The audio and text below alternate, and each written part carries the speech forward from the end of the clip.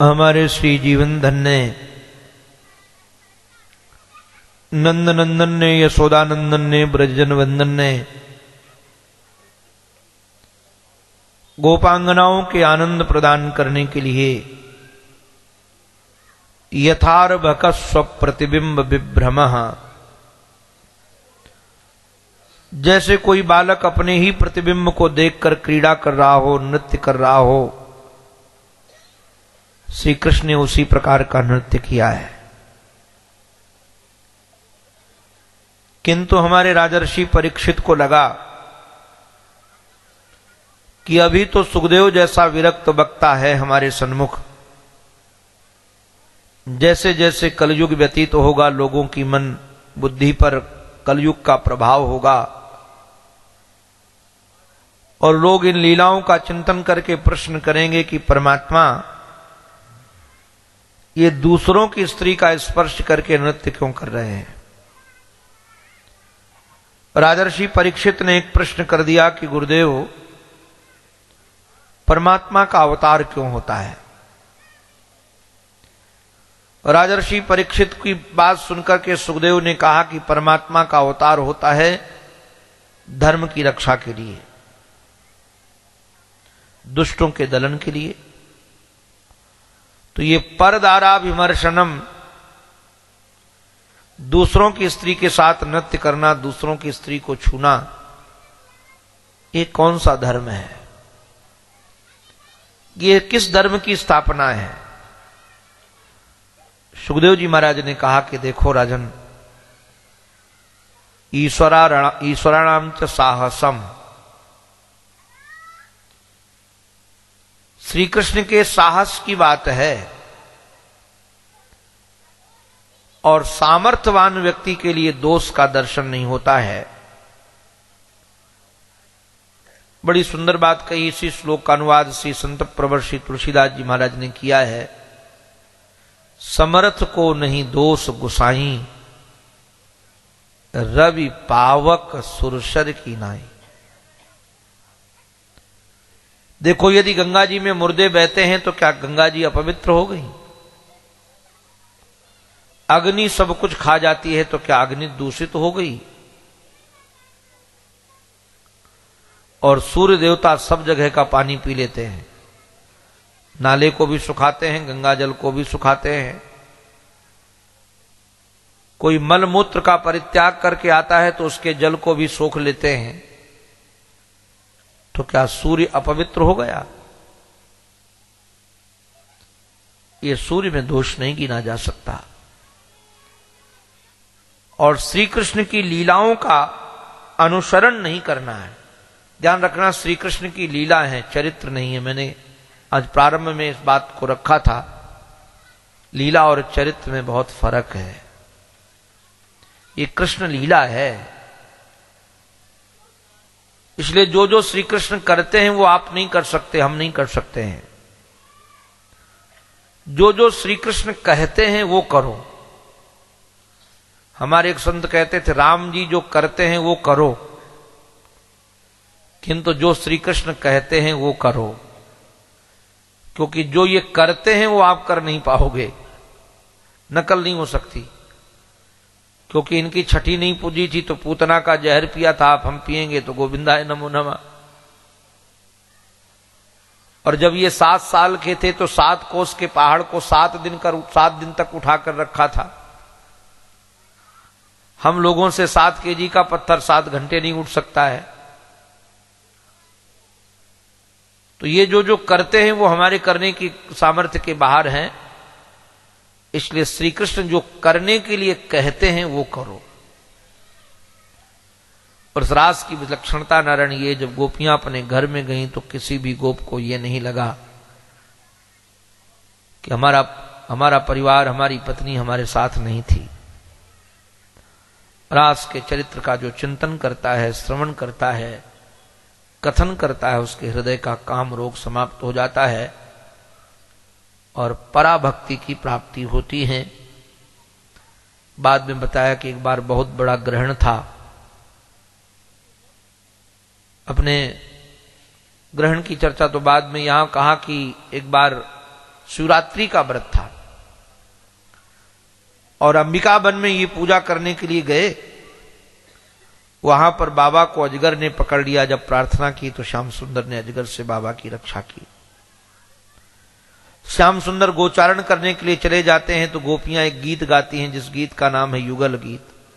Balm बाहु कृत balm कपोलो, भगवान बाईं भुजा की ओर अपना बायां कपोल झुकाकर कैसे अपने अधरों के ऊपर वेणु को स्थापित करके जब मधुर ध्वनि करते हैं तो विमान पर आरूढ़ बैठी हुई अप्सराओं का भी मान मर्दित हो जाता है, उनको अपने शरीर की सुधि नहीं रहती है, वेणु की महिमा गाती हैं। इधर नारायण एक बहुत बड़ा असुर बैल का रूप धारण करके आ गया, वृषभासुर। हुंकार भरता था तो गायों के गर्भ गिर जाते थे। उसके ककुद्म को रीढ़ से टकराकर मेघ वर्षा करते थे, इतना विशाल था। गोप गोपी ने प्रार्थना किया तो श्याम सुंदर ने उसकी सींग पकड़ करके 18 कदम उसको पीछे ले गए और उसके साथ ऐसे लड़े जैसे कोई महागज हो। बाद में उसका उद्धार कर दिया। इधर एक दिन घूमते घूमते नारद जी मथुरा पहुंच गए। अच्छा महाराज, ये नारद जो महात्मा है इनकी पूजा सब जगह है। देवता, गंधर्व, किन्नर, मनुष्य सब करते हैं क्योंकि ये किसी की निंदा नहीं करते हैं। और नारद जी महाराज की एक विलक्षणता ये भी है, वैसे तो नारदात देव दर्शना, जिसको श्री नारद जी के दर्शन हो जाते हैं उसको भगवान के दर्शन कन्फर्म है। नारद जी कंस ने जब उनका पूजन किया और कहा गुरुजी आपकी कृपा से राष्ट्र का तो विकास हो रहा है किंतु हम बहुत चिंतित हैं। क्यों? हमारा काल ब्रज में रह रहा है और हम मार नहीं पाते। पूतना भेजा, तृणावर्त भेजा, सक्तासुर भेजा, अघासुर भेजा, बकासुर भेजा, अभी वृषभासुर भेजा, ये कोई लौट करके तो आते नहीं और खबर भी नहीं देते हैं। मैं तो कई बार विनोद में कहता हूं लौट कर ना आए तो कम से कम फेसबुक में फोटो तो डाल दे। आजकल लोग जहां पहुंचते वहां डाल देते फोटो अपनी, तो कहां गए ये पता भी नहीं है। नारद जी ने कहा तुमको पता नहीं है, गोकुल ये वृंदावन में जो रहने वाले गोप हैं सब देवता हैं और गोपियां सब देवी हैं। तुम्हारे षड्यंत्र के लिए सब आए तुमको मरवाने के लिए। और देखो दुश्मन यदि बलवान हो तो दुश्मन के घर में लड़ने के लिए नहीं जाना चाहिए, दुश्मन को अपने घर में बुलाना चाहिए। अब असुर वहां मत भेजो मारने के लिए, उनको यहां बुला लो और यहां योजना बनवाकर पहलवानों से मरवा डालना। लोग कहेंगे आपस में झगड़े, मर गए, आपका नाम भी खराब नहीं होगा और काम भी बन जाएगा। कंस ने कहा गुरुजी बात तो आपकी बिल्कुल ठीक है किंतु वो आएंगे कैसे? अरे बोले उनके परिवार के यहां क्रूर जी रहते हैं, काका हैं उनके चाचा जी, वो लेने जाएंगे तो आ जाएंगे।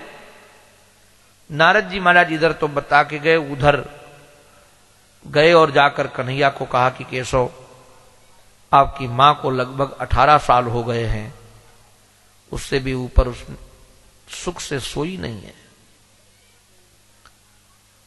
बहुत पीड़ा पाई है।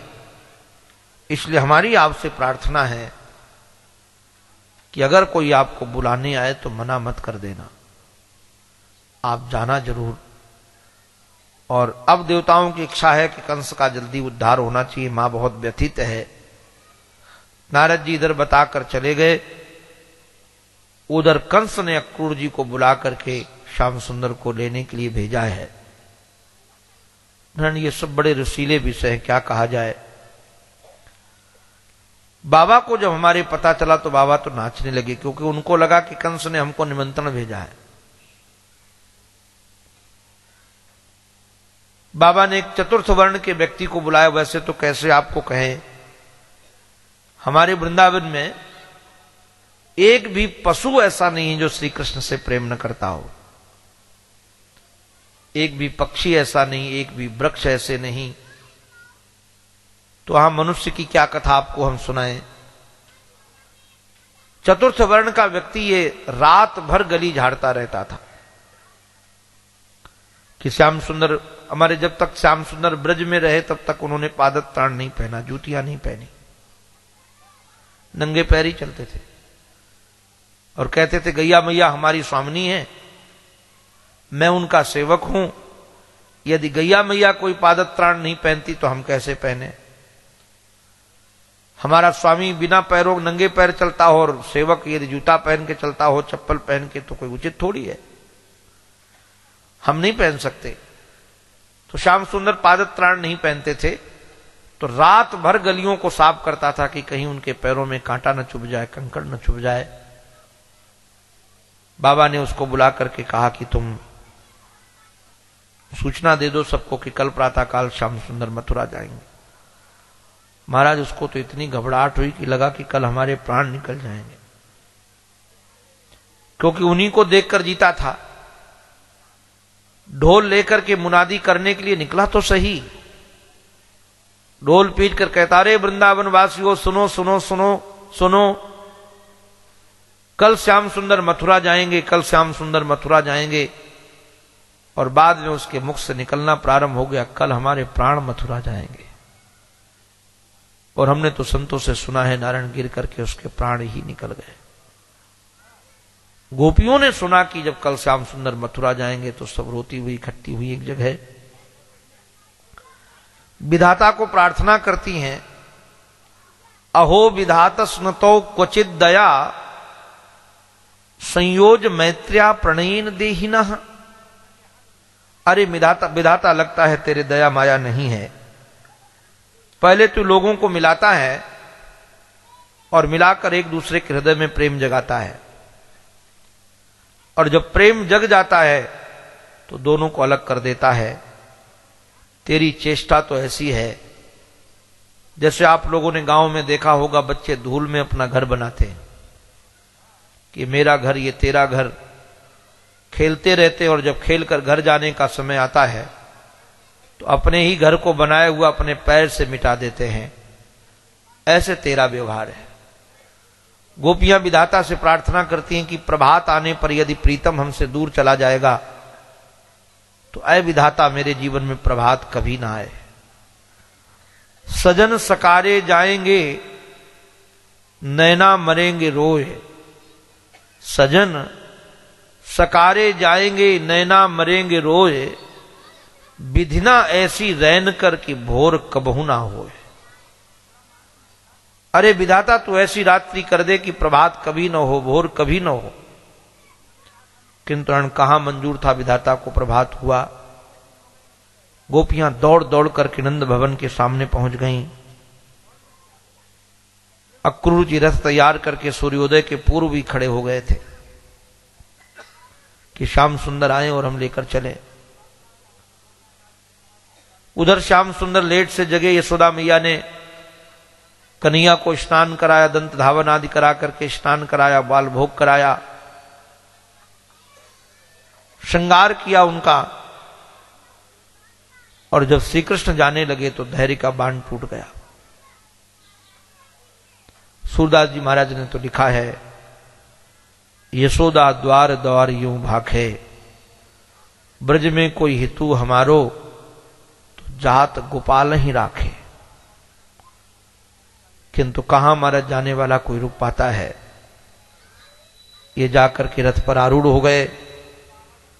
गोपियां कुछ कहना चाहती थी, तब तक अक्रूर ने रथ चला दिया। अक्रूर का नरणी अपराध था कि कुछ कहने नहीं दिया, इसी कारण अक्रूर की बुद्धि खराब हो गई। बाद में महतजनों के अपराध से कई बार नरण बुद्धि खराब हो जाती है। गोपियां तो यहां बिलक बिलक कर रोती रह गई रथ लेकर के। अक्रूर यमुना किनारे गए, वहां पर संध्या वंदन किया तो भगवान ने, क्योंकि वो भी डरे हुए थे कि कंस कहीं मार डालेगा, कलंक हमको लगेगा कि ये ले गया था, तो भगवान ने जल के अंदर भी अपना रूप दिखाया, रथ पर भी दिखाया। यहां वहां दुई बालक देखा, मति भ्रम मोर की आन विशेखा। भगवान की बड़ी सुंदर स्तुति की। बाद में रथ लेकर के जब चले तब तक बाबा हमारे बैलगाड़ी लेकर अपने सीधे रास्ते से पहुंच गए थे। कृष्ण की प्रतीक्षा कर रहे थे, लोगों से पूछते थे अक्रूर जी आए तो नहीं रथ लेकर के? कहा नहीं। तब तक रथ आता हुआ नजर आया। बाबा रथ के सामने खड़े होकर कहा रथ रोको, रथ रोको, हमारे लाल को यहीं छोड़ दो। श्याम सुंदर उतरे, सखाओं ने घेर लिया। श्याम सुंदर इतना भी उचित नहीं समझा कि तुम हमें बता देते कि कल जाना है। श्याम सुंदर बड़े हृदय से लगाकर बोले मित्र हमको भी पता नहीं था, चलो अच्छा हुआ तुम लोग आ गए। कन्हैया ने कहा चलो हम लोग नगर घूम कर आते हैं। सखाओं ने कहा तू ही घूम कर आ, मैं नहीं जाऊंगा। का बात के लिए ना जाओगे? बोले देख तेरे इतने सुंदर सुंदर कपड़े हैं और मैं मैले कुचैले कपड़े पहन करके यहां से निकल रहा हूं, इसमें मेरी हंसी नहीं प्रभु तेरी हंसी है। कन्हैया ने कहा चिंता मत करो, हमारे मामा के पास काऊ बात की कमी ना है, तुम सबन के लिए दिव्य दिव्य कपड़े बनवा देंगे। मधुमंगल बोला ओरे लाला मैं तो को भी जानू, तेरे मामा को भी जानू, और कान खोल के सुन, तेरे मामा ने तो को यहां कोई कपड़े अच्छे अच्छे पहनाने के लिए नहीं बुलाया है, तुझे मारने के लिए बुलवाया है। और हमको ये पता लगा तभी हम लोग दौड़ करके आए हैं कि जब तक हमारे प्राण रहेंगे तब तक तुम्हारा कुछ नहीं हो सकेगा। कन्हैया ने मुस्कुरा कर कहा चलो मित्रों कुछ नहीं होगा। और महाराज लेकर के गए, तब तक एक धोबी को देखा, ये रंगरेज था, नए कपड़े रंग करके अपने गधों पर लाद करके अपने सेवकों के साथ आ रहा था। बहुत दुष्ट था, व्यापारियों से हफ्ता वसूलता था। श्री ठाकुर जी ने हमारे दूर से पुकारा मामा जी मामा जी मामा जी, तो चारों तरफ इधर उधर देखने लगा और बाद में इशारा करके कहता किसको मामा कह रहे हो? बोले तुमको। उसने कहा तू मेरा भांजा कैसे हो गया, मेरे तो बहन ही नहीं है। कन्हैया ने कहा काहे को नाराज होते हो, साला नहीं कहा है मामा कहा है। और तुम हमारी मां को जानते नहीं? उसने कहा कौन है तेरी मां? बोले मेरी मां का नाम है श्रीमती देवकी देवी। जो महाराज सुना तो चकरा गया। बोले तेरा नाम कृष्ण है? कन्हैया बोले मामा जी नाम तो जानते हो हमारा। अरे बोले तेरा काम भी जानता हूं, तूने ही पूतना मौसी को मारा, तृणावर्त को मारा, सक्तासुर को मारा, बकासुर अघासुर को मारा। कन्हैया बोले वो आप काहे को नाराज होते हो, मेरे और मामा जी का बीच का मामला है। तो बोले तुम्हारे बीच का मामा जी का मामला क्या है? बोले बात यह है कि जब भांजा पैदा होता है तो मामा घर से खिलौने विलौने भेजता है, तो मामा जी ने पहले ऐसी गुड़िया भेजी थी कि तुरंत टूट गई। उड़न खटोला ये सब चाइना का माल था, इसलिए टूटता चला गया। बोले हंसी कर रहे हो तो हमारी?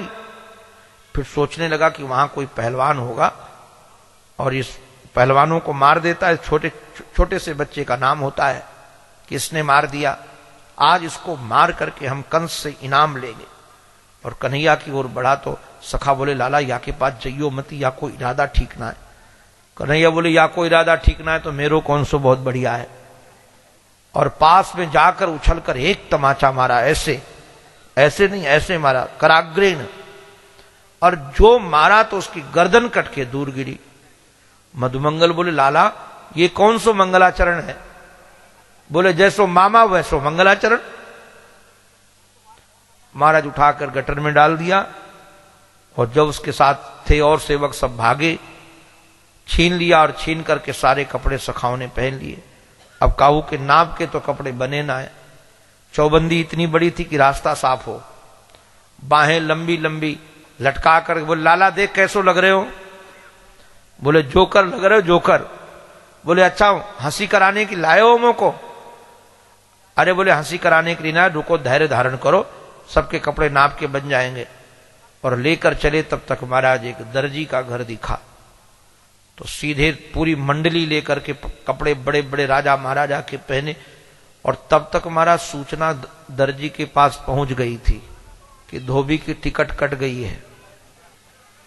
तो सोचा कि शायद धोबी के बाद दर्जी का ही नंबर हो। आकर साष्टांग प्रणाम करके बोला, महाराज क्या सेवा करें? बोले हमारे मित्रों के कपड़े बनाओ नाप के। फटाफट कपड़े बन गए, डर की वजह जल्दी जल्दी नाप के बन गए। कन्हैया ने कहा मामा जी, और ये मामा कहें तो खतरा है। बोले मामा जी इन कपड़न की सिलाई कितनी भई? सोचा धोबी को धुलाई इतनी महंगी पड़ी कि ऊपर चला गया। हाथ जोड़ करके कहा कृपा सिंधो, हमको कोई सिलाई विलाई नहीं चाहिए, आपकी कृपा बनी रहे। कन्हैया ने कहा कि देखो अभी भले नहीं दे के जा रहा हूं, किंतु तुम्हें आशीर्वाद देता हूं कि कलयुग में तुम्हारे परिवार वाले होंगे जो तुम्हारा काम भी करेंगे, तो जितने का कपड़ा नहीं होगा उससे ज्यादा सिलाई मिल जाया करेगी। वो सब उसी दर्जी के परिवार वाले, यहां माताएं भी बैठी होंगी कई काट पीट के सिलने वाली, उसी दर्जी के परिवार की हैं। इसलिए जितने का ब्लाउज पीस नहीं होता उससे ज्यादा सिलाई लगती कि नहीं लगती। उस लाला को आशीर्वाद है भाई, अब सबके कपड़ा नाप के बन गए। तब तक महाराज एक सुदाम नाम का माली था, उसके यहां गए। उसने तो बहुत स्वागत किया सबका, माला पहनाए और सबको महाराज स्वागत किया, स्तुति गाई।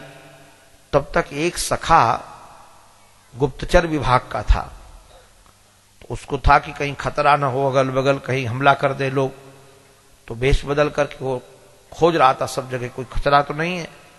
तो महाराज उसने चौराहे पर देखा एक देवी जी 3 जगह से टेढ़ी थी, घुटना टेढ़ा, कमर टेढ़ी, गर्दन टेढ़ी, और अभिमानी बहुत थी। मटक मटक के चल रही थी, सोने का कटोरा थे, सब लोग डरते थे उससे। और जब वो ऐसे चल रही थी तो सखा दौड़ कर आया, लाला लाला लाला। लाला बोले क्या बात? बोले यहां हम क्यों आए हैं? बोले मेला देखने। बोले जब मेला देख कर जाया जाता है तो कुछ ले चला जाता है ना? बोले हाँ। तो बोले मैया को क्या ले चलेंगे? बोले पहले मेला तो देख ले, बाद में बताएंगे। उस सखा ने कहा लाला मैं ढूंढ आया हूं। क्या ढूंढ आया? बोले मैया के लिए बहू ढूंढ आया हूं। जैसे तू 3 जगह से टेढ़ा है वैसे वो भी 3 जगह से टेढ़ी है। कन्हैया बोले कहां है? अब बहू के नाम पर तो महाराज मिश्री सी घुले ही। बोले कहां है? सब सखा लेकर के गए तो महाराज भीड़ में कमर मटका मटका करके चल रही थी।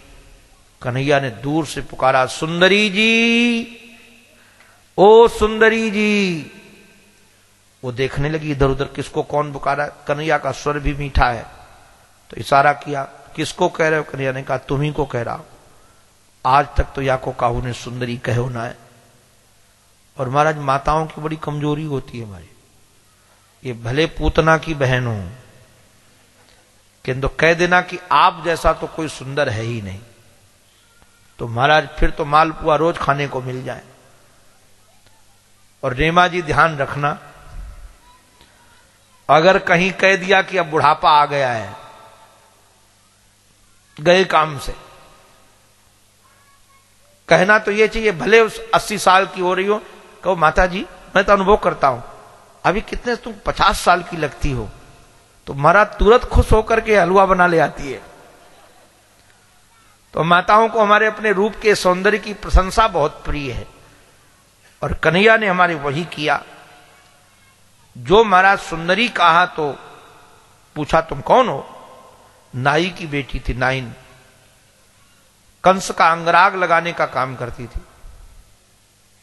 इसके बारे में कई जगह कई शास्त्रों में तो यह भी वर्णन है कि पिछले त्रेता में ये सूप न खाती।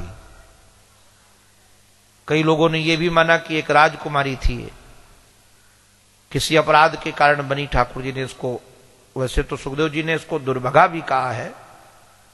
सुखदेव जी महाराज इसका बहुत ज्यादा सम्मान नहीं करते नाइन का, किंतु हमारे श्याम सुंदर बड़ा सम्मान करें।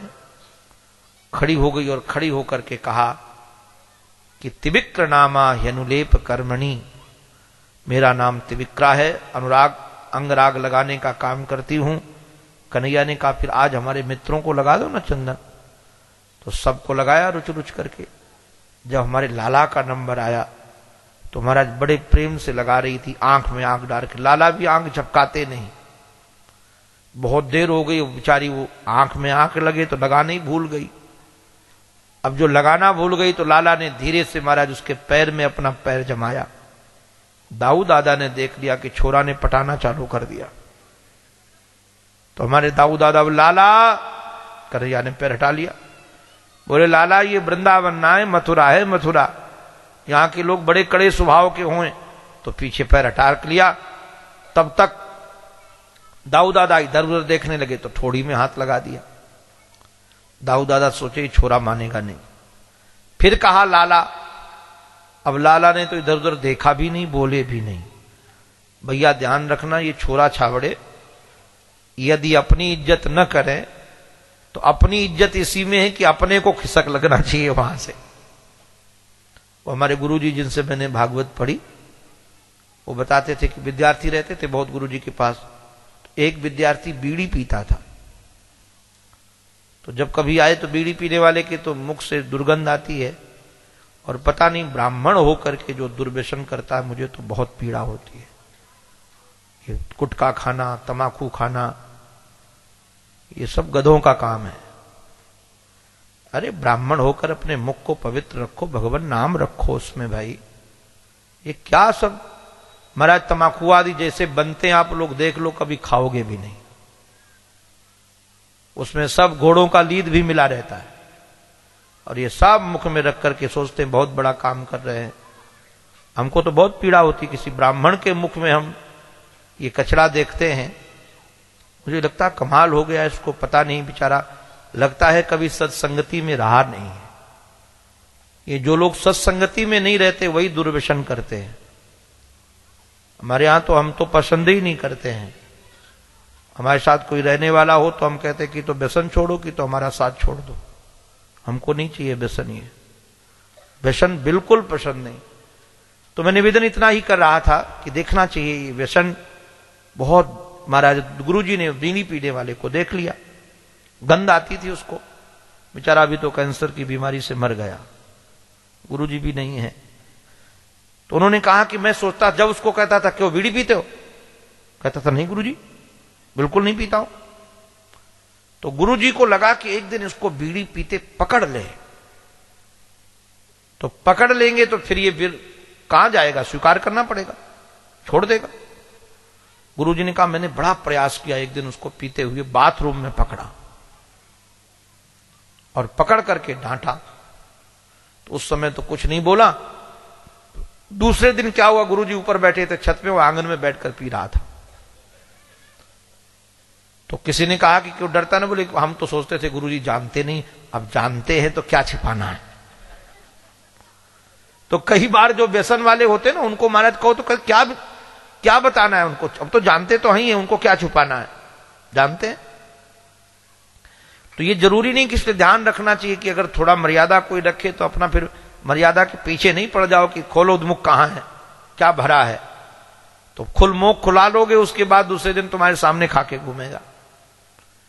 तो दाऊ दादा ने देखा कि जब इज्जत नहीं करे तो दाऊ दादा खिसक गए, और हमारे कन्हैया ने महाराज तुरंत पैर से पैर दबाया और ठोड़ी में हाथ लगा करके महाराज ऐसा झटका दिया कि जो 3 जगह से टेढ़ी थी सीधी हो गई। फेस कर तो पहले से सुंदर था, और जो सुंदर महाराज बनाकर चल पड़े मटक कर, तो पीछे से पीतांबर पकड़ करके कहा कि सुंदर बना के कहां जा रहे हो। कन्हैया ने कहा शर्म ना आवे, जेठ जी साथ में बाद में आऊंगो। अरे जेठ जी की तो कछु शर्म कर, बाद में आऊंगो बाद में। और निमंत्रण दे करके चले गए। कल हम लोग पढ़ रहे थे, बड़े गदगद हुए कि बारे वाह ठाकुर जी हमारे ऐसी को भी स्वीकार कर लेते, ऐसी को भी स्वीकार करते हैं। बाद में हमारा चर्चा का विषय बन गया।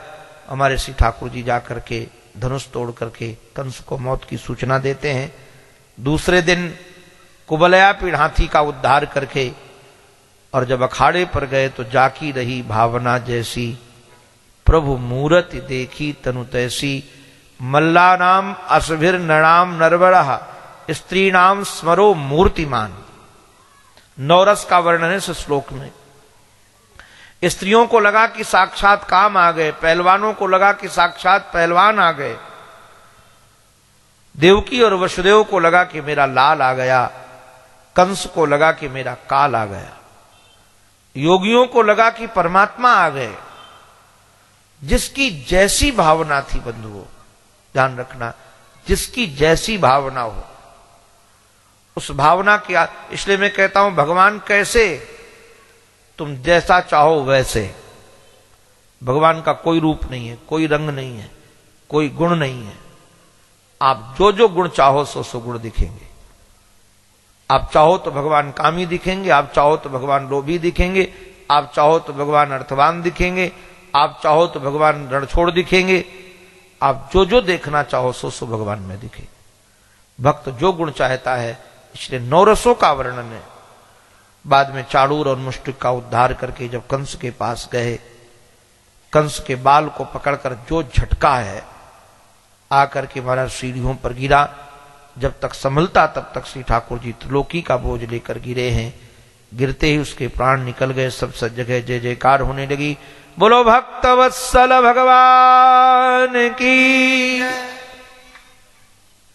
देखते ही देखते चारों तरफ से श्री कृष्ण की जय ध्वनि होने लगी। देवकी के मां के पास गए, पिता के पास गए, उनको मुक्त कराया है। उसके बाद नाना को मुक्त कराया। सब लोगों ने कहा कि तुम ही राजा बनो, बोले नहीं हम तो सेवक बनेंगे। भगवान की विशेषता है अपने भक्त को राजा बनाकर स्वयं सेवक बनकर रह जाते हैं। इधर श्याम सुंदर का यज्ञोपवीत संस्कार हुआ और यज्ञोपवीत जनेऊ संस्कार होने के बाद श्री कृष्ण यहीं आपके मध्य प्रदेश में उज्जैन में पढ़ने के लिए आए। 64 दिनों में, बंधुओं ध्यान रखना, 64 प्रकार की विद्या पढ़ी है। 64 प्रकार की विद्या। यहां हमारे बच्चे भी बैठे हैं। मैं आप सब बच्चों से एक बात कहूं, गुरुजनों के प्रति बहुत आदर होना चाहिए। जो बच्चे अपने गुरुजनों का, अध्यापकों का आदर नहीं करते हैं, वो पढ़ लिख करके भले चाहे पैसा कितना कमाने लगे, उनके जीवन में सुख नहीं मिलेगा। इसलिए गुरुजनों को महाराज अध्यापक समझ करके ही नहीं उनकी उपेक्षा करनी चाहिए। हमारे यहां तो एक शब्द का दान देने वाला भी गुरु कहलाता है। एक शब्द दातारा, एक अक्षर का दान देने वाला। तो गुरुजनों के प्रति आदर होना चाहिए। श्री कृष्ण ने सिखाया है। देखो राम जी भी अब राजकुमार है, राजाधिराज श्री दशरथ जी महाराज के हैं, चाहते तो वशिष्ठ जी घर में आकर पढ़ाकर चले जाते, किंतु राम जी को दशरथ जी घर पढ़ाने के लिए नहीं आते हैं। जाकी सहज श्वास श्रुति चारी, सो प्रभु पढ़े या अचरज भारी। गुरु ग्रह गए पढ़न रघुराई, अल्पकाल विद्या सब पाई। मैं तो अध्यापकों को भी कहता रहता हूं कि ट्यूटर बनकर पढ़ाने नहीं जाना चाहिए किसी के घर। भले तुम कम कमाओ, उसी में सुख मिलेगा। बच्चे पढ़ने आए तुम्हारे पास। जब ये अध्यापक स्वयं पढ़ाने के लिए जाते हैं घर घर पैसे के लोभ में, तो वो विद्यार्थियों का कल्याण नहीं होता है। वो विद्यार्थी समझते हैं नौकर है, हमारा पढ़ाने के लिए आता है। नौकर नहीं है, वो तुम्हारे भाग्य के विधाता हैं। और यदि गुरुजनों के प्रति इस प्रकार का भाव होगा तो आपकी विद्या आपके काम नहीं आएगी। गुरुजनों के प्रति आदर होना चाहिए। हम तो जिन जिन गुरुजनों से पढ़े हैं, सन्यास की विधा तो यह है कि सन्यास लेने के बाद व्यक्ति अपने पिता को प्रणाम कर सकता है, फिर मां को प्रणाम कर सकता है, पिता को नहीं। पिता ही पुत्र को प्रणाम करते। और गृहस्थ को तो प्रणाम करने की जरूरत नहीं, वो तो सन्यासी है। किंतु जो जो जिन जिन विद्वानों से हम वृंदावन में पढ़े हैं और भी जहां पढ़े हैं, हमको आज भी वो मिल जाते हैं, गृहस्थ हैं, तब भी हम उनको वंदन करते हैं सर रख करके। और ऐसे नहीं कि एकांत में, सबके सामने मैं प्रणाम करता हूं। हमारे गुरुजन हैं, हमको उन्होंने ज्ञान दिया है, तो जो ज्ञान दान करने वाले के प्रति आदर से भरा होता है, उसी के जीवन में ज्ञान की महिमा प्रकृत होती है, ज्ञान अपना फल देता है। भगवान ने गुरुपुत्र लाकर दक्षिणा के रूप में दिया, और जब आने लगे तो गुरुदेव ने उनको आशीर्वाद दिया, जाओ जो तुमने विद्या पढ़ी है सो तुम्हारे काम आए। गच्छन्तम स्वगृहम वीर, हे वीर अपने घर जाओ और जो तुमने विद्या पढ़ी वो तुम्हारे काम आए। हम तो कई बार लोगों कहते जो हमारी योग्यता है, जितनी हमारी जानकारी है, उसका शतांश भी हमारे जीवन में उतर जाए, हमारा काम बन गया। बाद में श्री ठाकुर जी मथुरा आकर के उद्धव जी महाराज को वृंदावन भेजते हैं। उद्धव श्याम सुंदर के सखा हैं, बृहस्पति के शिष्य हैं, मथुरा के महामंत्री हैं, बुद्धिमानों में श्रेष्ठ हैं। माता पिता के लिए संदेश लेकर के गए हैं, गोपियों के लिए संदेश लेकर गए। चले उद्धव मथुरा से वृंदावन निकट आया, वहां की अनोखी छटा ने अपना अनोखा रंग दिखलाया। उलझकर वस्त्र कांटों में लगे उद्धव को समझाने, तुम्हारा ज्ञान पर्दा फाड़ देंगे वे प्रेम दीवाने। बिटब झुक झुक के कहते थे, इधर आओ इधर आओ। पपीहा कह रहा था, प्यू कहां कुछ तो बताओ। यमुना की कलकल धारा से यही आवाज आती थी, है प्रेम जगत में सार और कुछ सार नहीं है। ब्रजभूमि नारायण प्रेम की भूमि है। प्रेम की ऐसी अद्भुत दशा है। उद्धव जी महाराज जब बाबा से मिले तो श्री कृष्ण की चर्चा के अलावा कोई चर्चा नहीं हुई। बार बार उनका चरित्र सुनाने लगते हैं, बार बार उनकी चर्चा याद करके रोने लगते हैं। उद्धव ने बाबा को बहुत समझाने का प्रयास किया किंतु सफलता नहीं मिली। बाद में नारायण गोपियों से मुलाकात हुई। गोपियों की उच्च दशा देख करके उद्धव भी आश्चर्यचकित रह गए। एक गोपी के चरण कमल पर एक भ्रमर बैठा था। उनको लगा कि संदेश वाहक है, तो गोपी ने गीत गाया है जिस गीत का नाम भ्रमर गीत है। हमारे श्री सूरदास जी महाराज ने भी इसमें लेखनी उठाई है।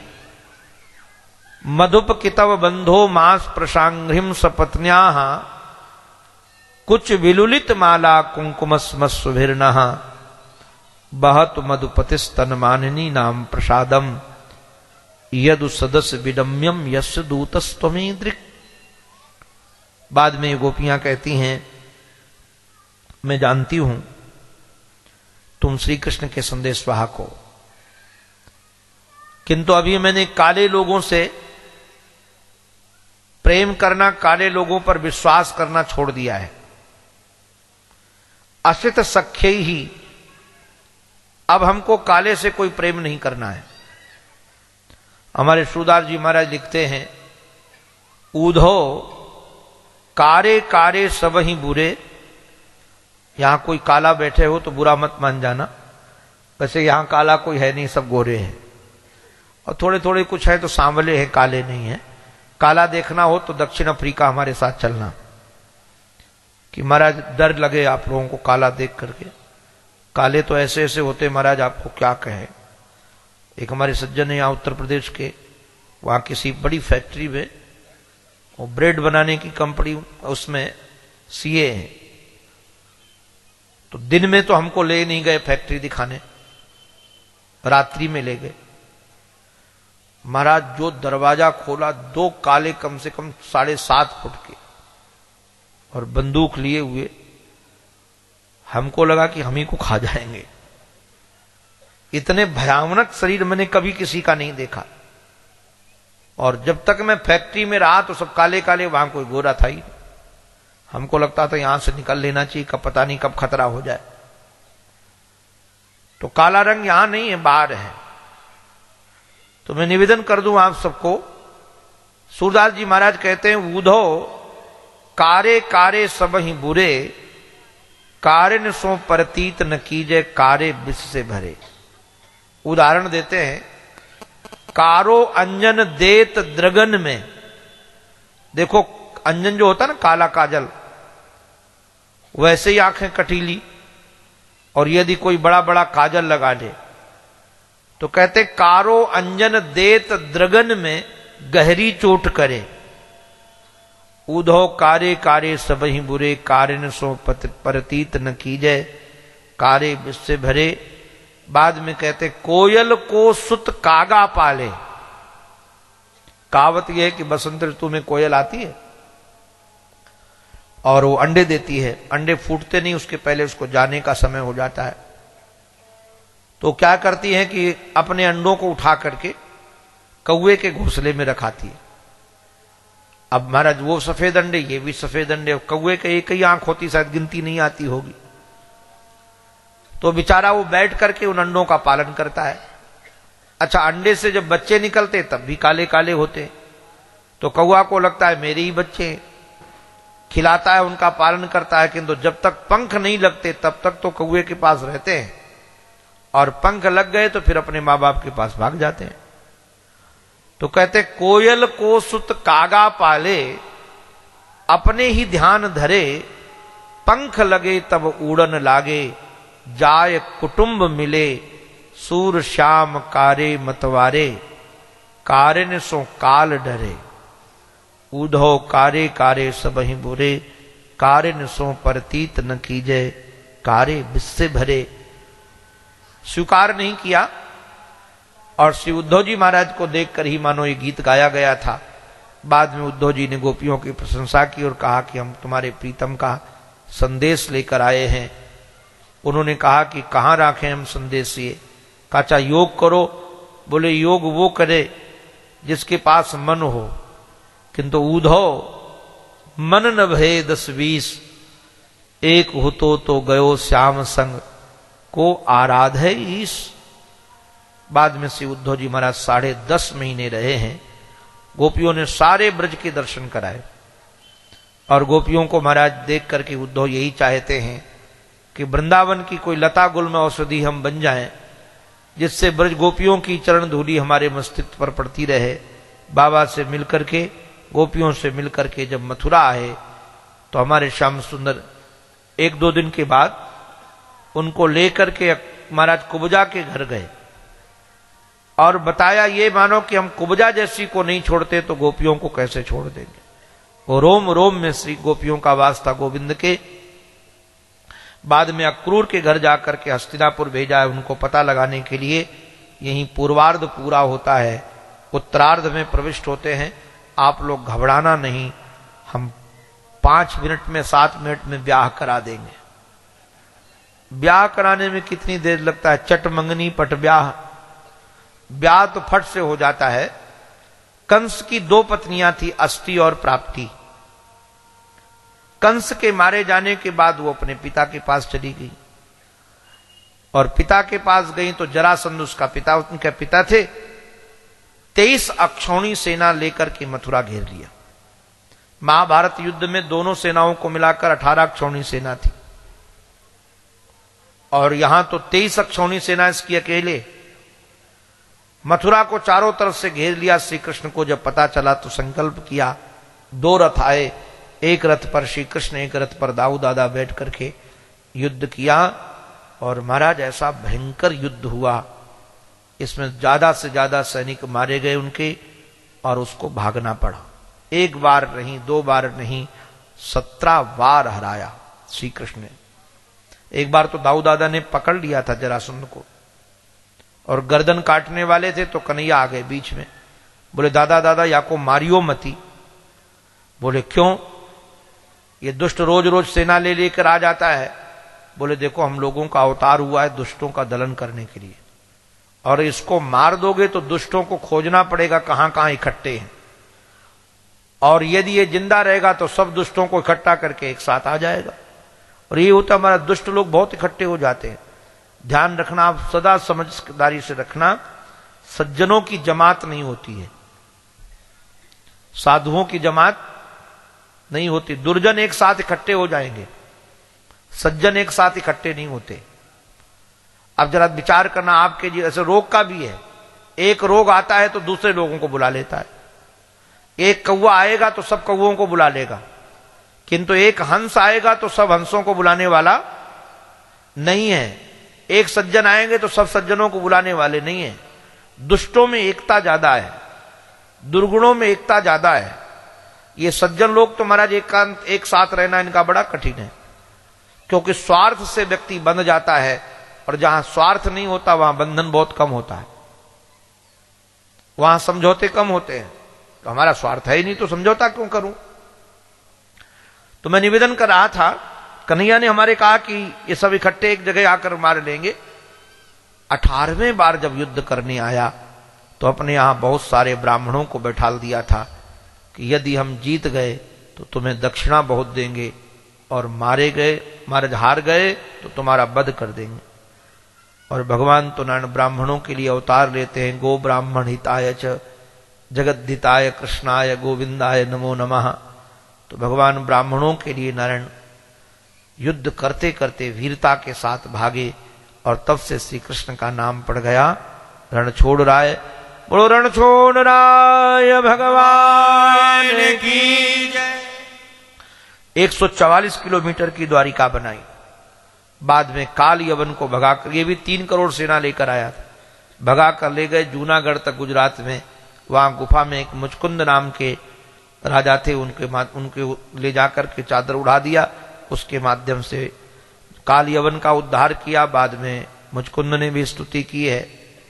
अब हमारे श्याम सुंदर द्वारिका में रह रहे थे, और महाराज 25 साल का छोरा हो गया और कोई ब्याह के लिए आया ही नहीं। दाऊ दादा तो 26 के हो रहे थे। वैसे शास्त्र का नियम यह है कि पहले बड़े भाई का ब्याह करना चाहिए, फिर छोटे का। ध्यान रखना चाहिए। भले बड़ा भाई पढ़ रहा हो तो कहते नहीं छोटे कर लो, हम बाद में करेंगे। अगर लोग ऐसा व्यवहार करते, महाभारत में बड़ा निंदनीय काम है ये। और जिन घरों में ये काम हो जाता है कि छोटे का ब्याह हो गया, बड़े का बाद में हो, उनके घर के पुण्य चले जाते हैं, और बड़े का उसमें बहुत अहित होता है। इसलिए भले 1-2 साल रुकना पड़े, किंतु ब्याह पहले बड़े का होना चाहिए, फिर छोटे का होना। हां, बड़ा यदि महात्मा बन गया हो तो फिर कोई बात नहीं, फिर कहां खोजेंगे उसको। किंतु दोबारा ब्याह करने का चांस हो तो फिर तो पहले बड़े का हो। तो एक सतयुग के राजा रैवत नाम के राजा थे, रेवती को लेकर आए। ब्रह्मा जी महाराज के यहां गए थे, इसके लायक वर कहां है? तो उन्होंने कहा युग ही बीत गए हैं, अब तो तुमको मिलेंगे नहीं जो देख कर आए हो। जाओ, उस समय भगवान के अंशावतार से दाऊ दादा उत्पन्न हुए हैं, उनके साथ ब्याह कर दो। मैं तो कई बार विनोद में कहता हूं, मैंने सुना है गुरुजनों से कि रोहिणी 21 हाथ की थी, अब यहां खड़ी नहीं हो पाएगी, कि वो सतयुग की लड़की थी। दाऊ दादा 7 हाथ के थे, अब 21 हाथ का ब्याह 7 हाथ वाली से हो, 7 तो बेचारा नीचे ही तो देखकर बात करे, कहां जाएगा? ऊपर ऐसे देखना पड़े, अपनी पत्नी का मुख देखना हो तो ऐसे देखना पड़े। दाऊ दादा ने कहा इतनी लंबी नहीं चलेगी। कन्हैया ने धीरे से कान में कहा कि आइए ब्याह कर लो, पता नहीं दोबारा आए कि ना आए, तो कम से कम मेरो नंबर तो लग जाए। महाराज ब्याह करके अपने घर में ले गए, और आंगन में खड़ा करके जो महाराज हल लगाया गले में, और खींच करके जो मूसल से ठोक लगाई तो फट से अपने नाप की कर ली। भैया आप लोगों किसी की बड़ी हो तो प्रयोग मत करने लगना कि भाई दाऊ दादा ने कर लिया था तो हम भी कर लेते हैं। दाऊ दादा को करने दो, ये हमारे आपके बस का काम। यहां तो जैसी मिल जाए वैसे चला लेना चाहिए। तो दाऊ दादा का ब्याह हो गया। अब हमारे कन्हैया का ब्याह देवर्षि नारद, ये नागपुर का जो क्षेत्र है महाराज, ये क्षेत्र में एक राजा थे भीष्मक, विदर्भ देश कहा जाता है ये। यहां के राजा थे भीष्मक, रुक्मी, रुक्मबाहु, रुक्मरथ, रुक्मकेश, रुक्ममाली, ये उनके बच्चे थे। 5 बेटे थे।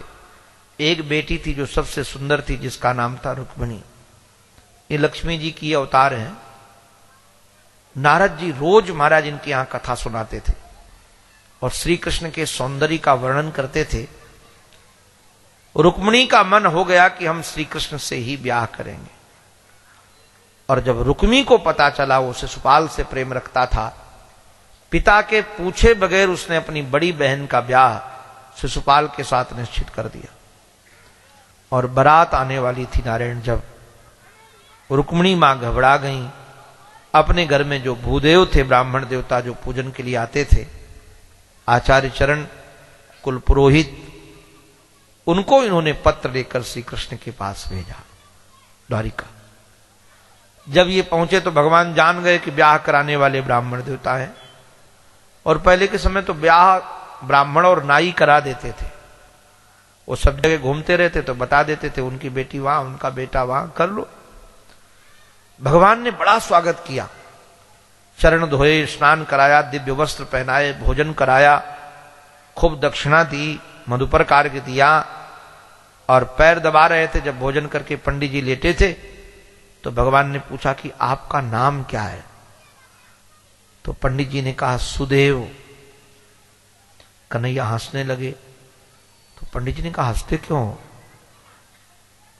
भगवान ने कहा कि आपका नाम सुदेव है और मेरा नाम वासुदेव है, तो दोनों की जोड़ी बहुत अच्छी रहेगी।